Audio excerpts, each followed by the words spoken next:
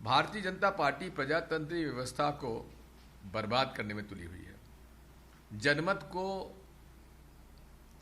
खरीदा जा रहा है, जनमत को की नीलामी हो रही है। जिस प्रकार से उन्होंने कर्नाटक में किया, गोवा में किया, मणिपुर में किया, मेघालय में किया, अरुणाचल में किया, मध्य प्रदेश में किया, अब वही प्रक्रिया वो राजस्थान में अपनाने में लगे हुए हैं।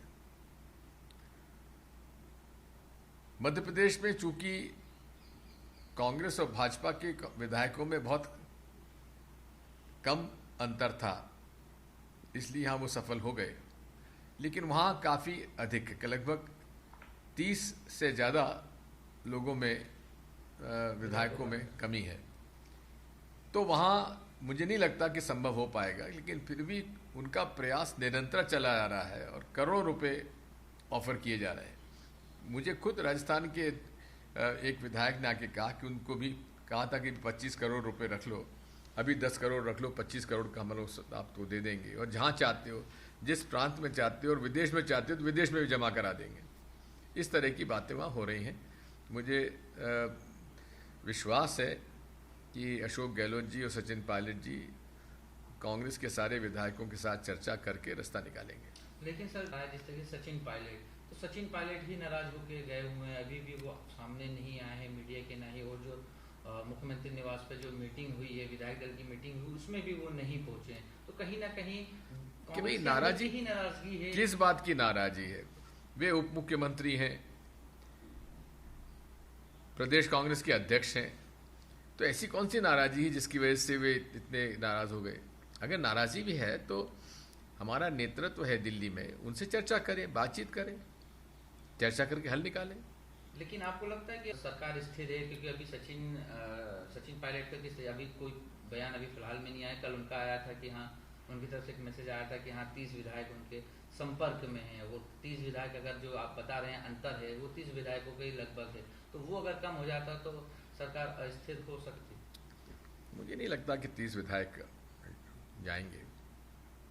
फिर भी मैं समझता हूं कि अशोक गहलोत जी परिपक्व राजनेता हैं, सचिन भी हमारे उभरते हुए नेता हैं, सब लोग मिलकर उसका निराकरण करेंगे। लेकिन सर, कहे जाते हैं कि मतलब जो सेकंड जनरेशन के नेता, जैसे यहाँ पे ज्योतिरादित्य सिंधिया थे, वहाँ सचिन पायलट है, ये लोग की नाराजगी बढ़ती जा रही है। उनका कहीं ना कहीं महत्वाकांक्षा करें, जो भी करें, जिसको लगातार उसका फायदा दूसरी पार्टियां उठाती, या फिर कुछ ऐसी चीजें होती है जैसे यहाँ हुआ, मध्य प्रदेश में हुआ, सरकार गिर गई, आप सत्ता में थे, आप विपक्ष में आ गए, उसी तरीके की स्थिति वहाँ बन रही।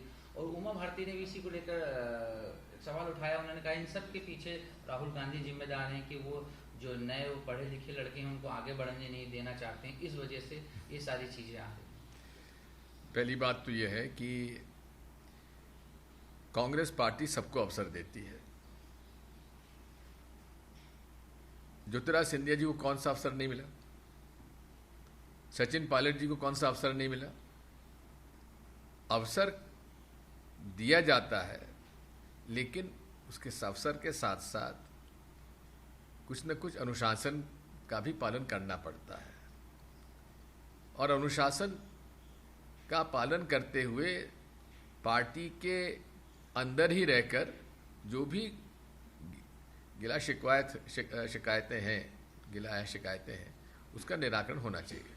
लेकिन सर, सचिन पायलट ने जिस तरीके से 30 विधायक मेरे अलग हैं, ऐसा कहा नहीं है, ऐसा उन्होंने कोई स्टेटमेंट नहीं दिया है, ऐसी मीडिया रिपोर्ट्स है। नहीं, उनका स्टेटमेंट आया है, मीडिया रिपोर्ट्स में आया है, उनके द्वारा, मतलब उनके मीडिया समन्वय जो करते हैं उनके द्वारा जारी किया गया कि 30 विधायक उनके समर्थन में जो ये कह रहे हैं कि जो वो करेंगे उसके लिए हम तैयार हैं। सचिन पायलट का कोई बयान नहीं है, मैंने नहीं पढ़ा। अच्छा, कांग्रेस की तरफ से आगे क्या लगता है कि जिस तरीके से ये जो घटनाक्रम हुआ है उसको लेकर क्या सचिन पायलट पे भी कुछ कार्रवाई कांग्रेस करेगी? ये सब चीजें AICC तय करती है, मैं नहीं करता। आपको लगता है कि स्थिर हो गया राजस्थान में सरकार? नहीं, मुझे नहीं लगता कोई दिक्कत आएगी, फिर भी देखिए क्या होता है।